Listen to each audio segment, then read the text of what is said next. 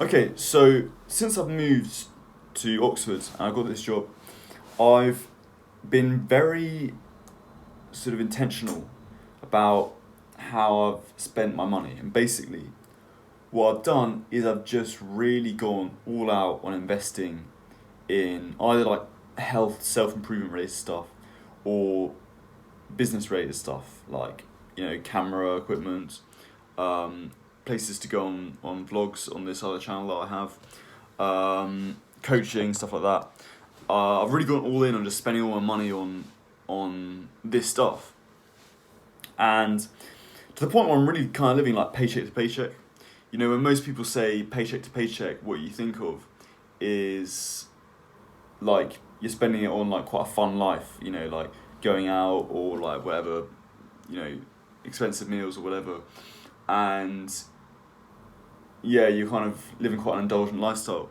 But I actually think, but this is kind of different. It's weird. Like I'm not actually spending it on nights out or stuff like that, but I am still living paycheck to paycheck pretty much. Um, but to be honest, I've I still think that it's worth it, and I did a review of all the investments that I've made since I've got here, and just really asked myself like, was this a worthy investment? I did this because I wanted to work out like I wanted to engineer which investments worked best, so which I can feel more confident putting my money into. But the surprising thing is, all the investments I made, I was 100% sure, like pretty much all of them, I was at least glad that I've made the investment. There were none of them really that I thought, oh, actually that was a waste of money. I shouldn't have spent that money. Like the closest thing I could find was I bought one book on the Middle East conflicts that was like 20 quid. That was a bit boring. That I didn't really read. But apart from that, pretty much every investment, I was at least glad that I made the investment. Some stuff, they didn't quite pay me back the way that I thought or the way that I wanted. But for all of them, I was still willing to say like it was worth investing that money to give it a try. So to give you an example, I have this dust filter over here, and which is meant to filter the room out and stuff like that. And I'm not sure really how different the room feels with it on. Like I still like having it on. I feel like it makes some difference, but I'm not sure 100% whether it's really working. But that being said, I'm still glad I made the investment. It was definitely worth 80 quid to give it a try. Or like, I've sort of gone on I had a lot of meals where I'm just eating like, just meat, like to see how I feel. And often these meals haven't really made a difference. Like, I haven't really felt much better just eating meat. And there's reasons for that, It could be there's a little bit of sugar in something that I'm using, or a little bit of carbs in the grated cheese has sort of starch in it or whatever. But I'm still glad that I made the investment of like buying a more expensive meal just to see how I react to it. And yeah, it's a really great feeling, to be honest. And I'm really excited for the next few months, just continuing to make these investments basically, and just see where it gets me. And it's funny because, to be honest, I've had to unengineer, like deconstruct a lot of what I guess you could call limiting beliefs about money, because I feel like for so long in my life and just living in the UK, you're really discouraged to make these kind of bold choices with investments. You're kind of encouraged to save and save and save constantly. And for a while, like, I was like this as well. Like I remember moving to university, and I was really excited to be at university. And the reason, one of the things I was excited to do, was just see how much money I could save. Like I had this big plan, like so I was gonna buy, which I did do, like just buy bulk, like just all the stuff I needed. Like I remember I got a massive box of Weetabix, a massive box of pasta, and I was just like, wow, I'm gonna save all this money. But if you ask me like, okay, what are you spending that money, saving that money for? I wouldn't have really had an answer for you, and that's why these habits of like bulk buying stuff didn't really last, because there was no real wider context to why I was saving the money. And at the end of the day, when push comes to shove, it is more convenient not to buy in bulk, and that's what you're going to end up doing, unless that money that you save by buying in bulk is being saved for something. But no, if you'd asked me, I would have just said like, oh no, I'm just saving some money, because you never know when it's going to come in handy. I was talking to someone quite recently, and they said, I'm going to try and go a week without buying any food from the shops. So I'm going to prepare all my food at home. Not buy any meal deals and stuff like that. And I'll definitely encourage not buying a meal deal, for health reasons, to be honest, because like they are not good things to eat. But I slightly thought like, why? Like what? Why do you want to do that? Like what are you going to spend that money on instead?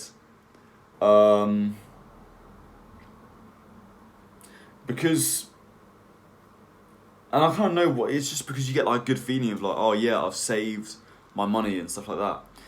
And to be honest, I think a lot of this goes back to Protestantism in this country, and sort of the religious culture of the UK, because the UK has this thing of being very Protestant, and it's really interesting. So most people have heard of the Protestant work ethic, like how you have these basically the Germanic countries where Protestantism started, like where it flourished, like Germany, England, and America as well when they became a country. So basically the Protestants were this group that started with Martin Luther, who was just this German theologian who was just fed up with the Pope basically, and he wanted to concentrate more on the Bible and stuff like that. So you had like the Lutheran movement, which was the first Protestant movement. But then you got this guy called John Calvin, who was this guy from Switzerland, and he was like very extreme. What I consider like very extreme, like when you ask like most theologians, especially if they're not Protestants themselves, what they make of Calvin, he's kind of seen as like the bad guy in Christian theology, because he's very extreme.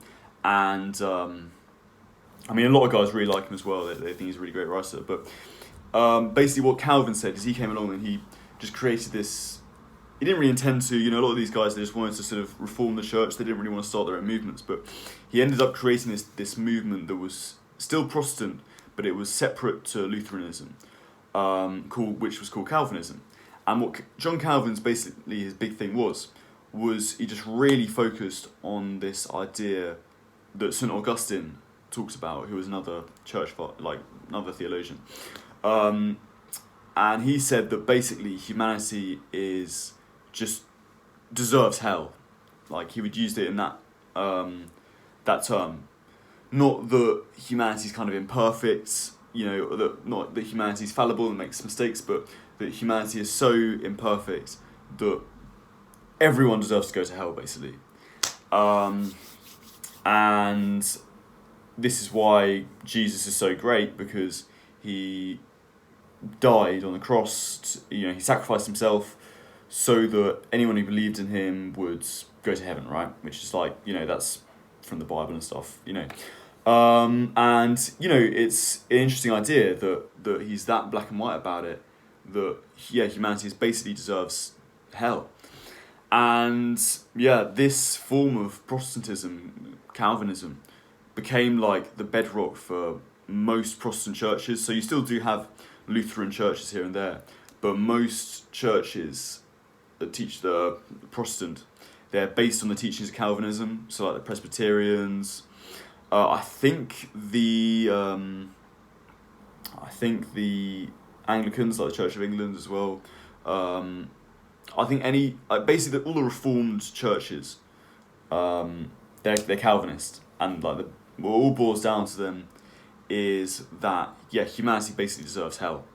And anyway, to go back to the Protestant work ethic and what I was talking about before, I think this explains why there's such a Protestant work ethic. You know, a lot of Calvinist Christians, you know, people who believe in Calvinism, say that the Protestant work ethic was because it was part of the Protestant idea of like glorifying God through work and productivity.